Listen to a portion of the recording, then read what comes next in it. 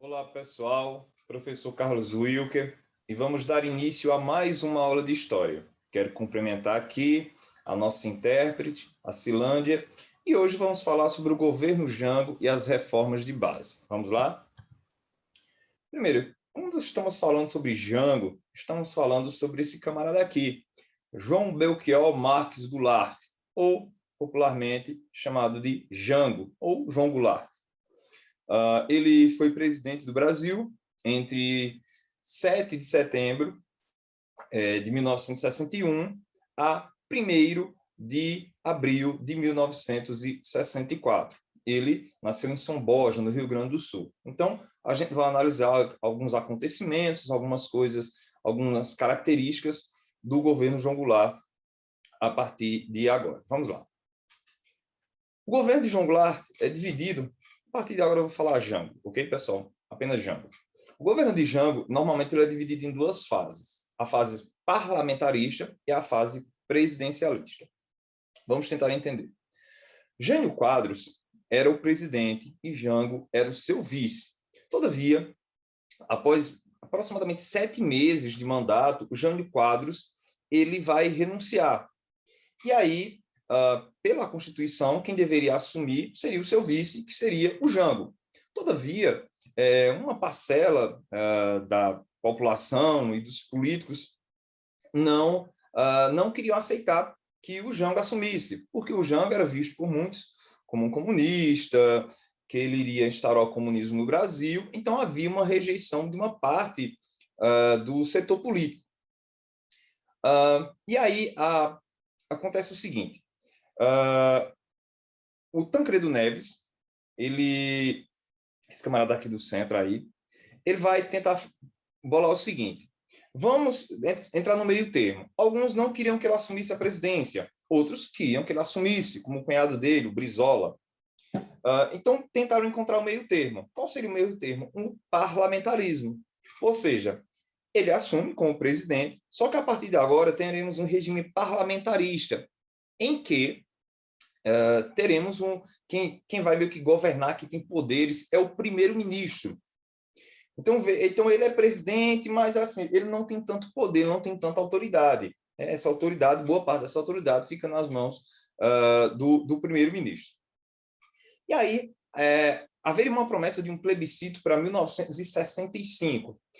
Todavia, esse plebiscito ele é adiantado, né, que é uma consulta popular para 1963. E a esmagadora maioria da população rejeitaram o parlamentarismo e aprovaram o presidencialismo, ou seja, ele governaria como presidente sem a interferência do poder ou da autoridade do primeiro-ministro. E aí, nessa segunda fase, a partir de 63 até meados de 64, temos Jango como presidente do Brasil num regime presidencialista. Enquanto durou, o parlamentarismo teve 3 ministros, entre eles o Tancredo Neves, né, que renunciou para candidatar-se a cargo de governador de Minas Gerais. Os outros que nós tivemos foram o Brochado da Rocha e o Hermes de Lima, foram os outros 2 primeiros ministros.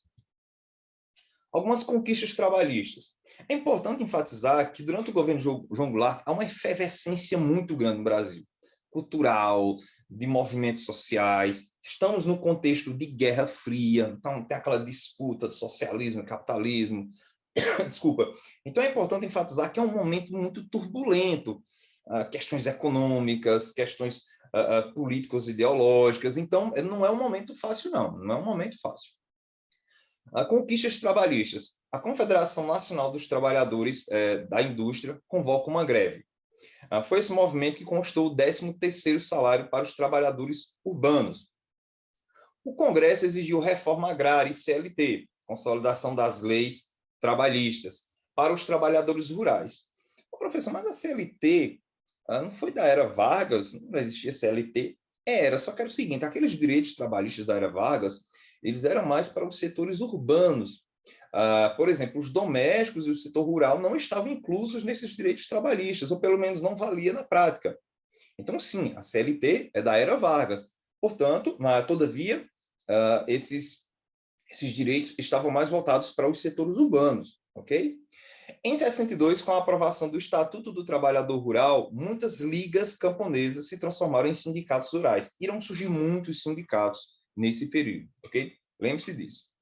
Temos aqui o organizador das ligas camponesas, Francisco Julião, né, de terno escuro, com Zezé da Galileia, um dos líderes do movimento aí das ligas camponesas. O plano trienal era um plano que era para ser desenvolvido e concluído em 3 anos. O plano trienal procurou estreitar as alianças com o movimento sindical e setores nacional reformistas. O plano trienal de Jango, de desenvolvimentismo econômico e social, elaborado pelo planejamento de Celso Furtado, tinha o objetivo de manter as taxas de crescimento da economia e reduzir a inflação. Então, assim, esse plano trienal seria tipo meio que em 3 anos, né? No primeiro ano você dá uma acalmada nos anos, né? No segundo ano você tem um crescimento, no terceiro ano as coisas estariam relativamente normais, ok? Reformas de base. O plano trienal tinha como algumas... Há uma discussão entre os historiadores, alguns dizem que era mais discurso de palanque, outros dizem que realmente era um projeto, outros dizem que não era uma coisa muito bem elaborada. Enfim, existem muitas discordâncias entre os historiadores sobre esses pontos. Mas, pelo menos em tese, eu quero que se propunha reforma agrária, reforma fiscal, educacional, bancária e eleitoral. Ou seja, se propunha, pelo menos em tese, uma série de reformas.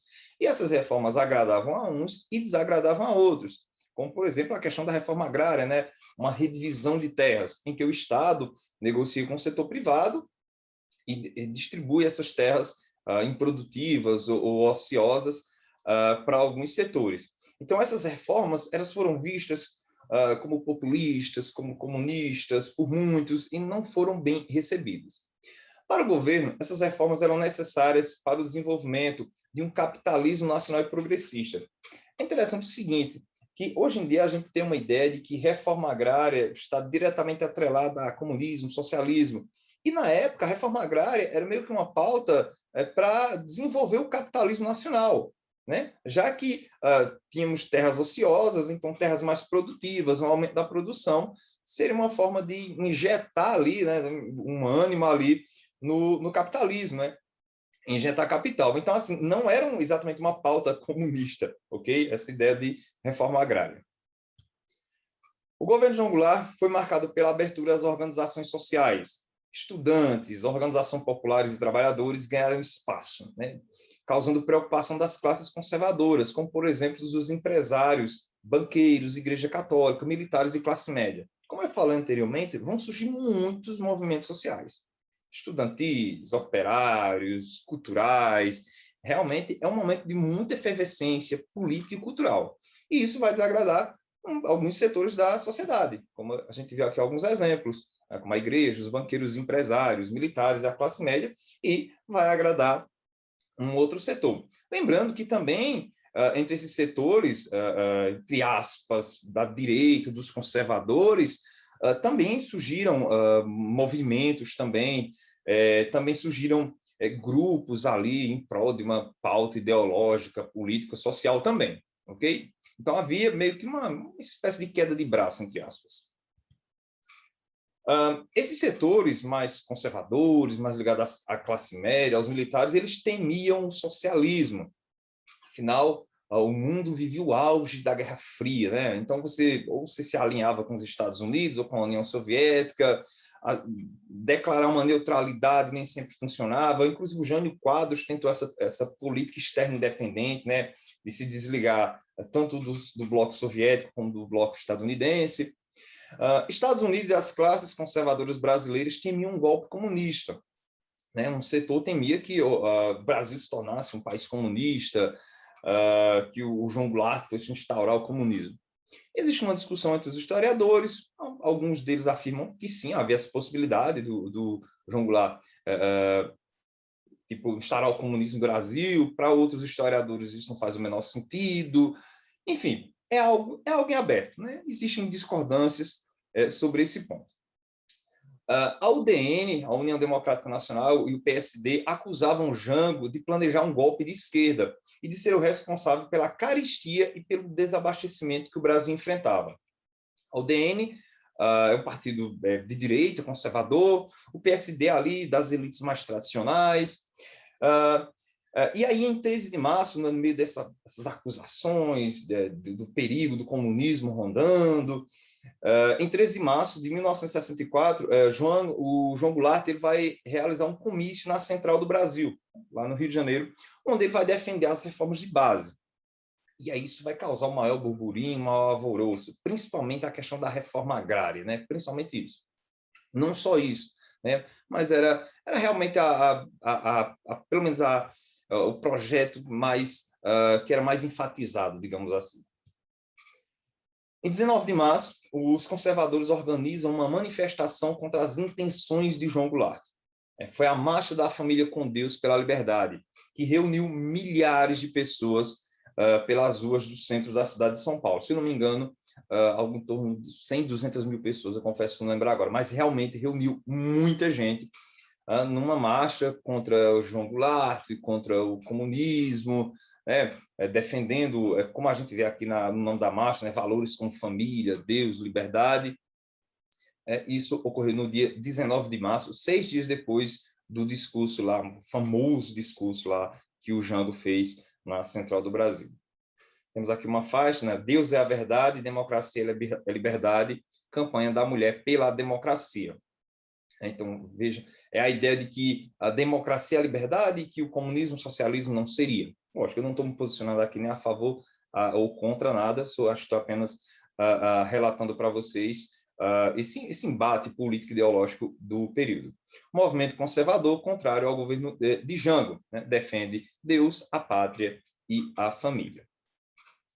A crise política e as tensões sociais aumentavam a cada dia, né? O Jango sendo acusado de comunista, o Jango, por outro lado, falavam que essas forças não aceitavam a inclusão de pessoas até então excluídas das decisões políticas, que o Jango afirmava que haviam forças que queriam impedir a participação do povo na política, melhorar economicamente, conquista de direitos.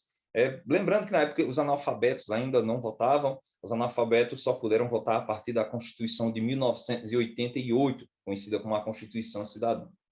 E aí, no meio dessa tensão toda de acusações, de movimentos sociais, de passeatas, de líderes políticos, tanto contra ou a favor de Jango, até nas Forças Armadas também, muitos a favor do Jango, outros contra.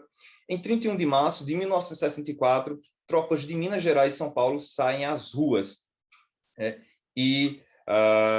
Para evitar uma guerra civil, o Jango deixa o país em 4 de abril de 1964. Aí, os militares tomam o poder. E aí ficou marcado aí de 1º de abril, em que o golpe militar, né, a imensa maioria dos historiadores, sejam conservadores de direita ou não, progressistas e esquerdistas, consideram como um golpe, dado que o Jango, independente se ele era um mau ou um bom governante, não vem aqui ao caso julgar, mas ele estava no país ainda, ele não tinha renunciado ao cargo e, todavia, assumiram a vaga ali de presidente, inicialmente o Ranieri Mazzilli, que era o primeiro-ministro, e pouco depois temos, 15 dias depois aproximadamente, temos o primeiro presidente militar, que é o Humberto de Alencar Castelo Branco. E aí, em abril de 64, temos o final do governo Jango. Ok, pessoal?